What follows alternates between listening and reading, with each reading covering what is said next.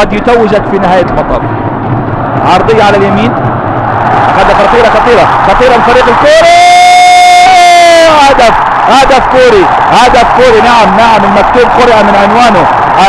قرأ من عنوانه، والفريق الكوري بدأ يشدد من هجومه. كرة يتلقاها ريكيلمي كوريا الجنوبية.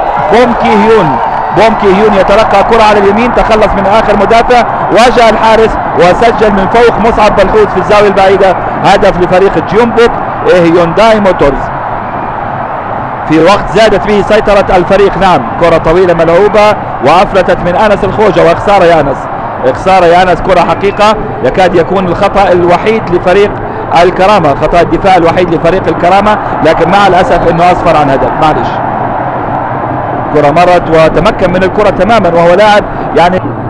تصل على اليمين، طويلة ملعوبة. جون هيون جان يستقبلها هناك على اليمين، يحاول كرة عرضية خطيرة وحذاري. لا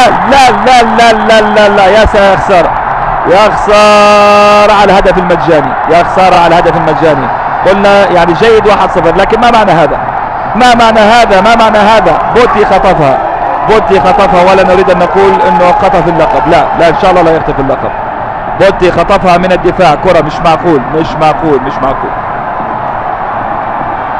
حقيقة ما بعرف يعني احيانا يعني حتى المعلق يتعايش مع الكرة، يعني وظيفة المعلق ان يعطي اي لعبة حقها، ولكن هذه الكرات المجانية بالفعل يعني تفقد الجميع اعصابه. كرة صدها مصعب بلحوث، لا تصد بهذه الكرة يا مصعب، انت نجم. ارتبك الدفاع، ارتبك الحارس، وفي بوتي ابدا لا يتوانى هذا البرازيلي،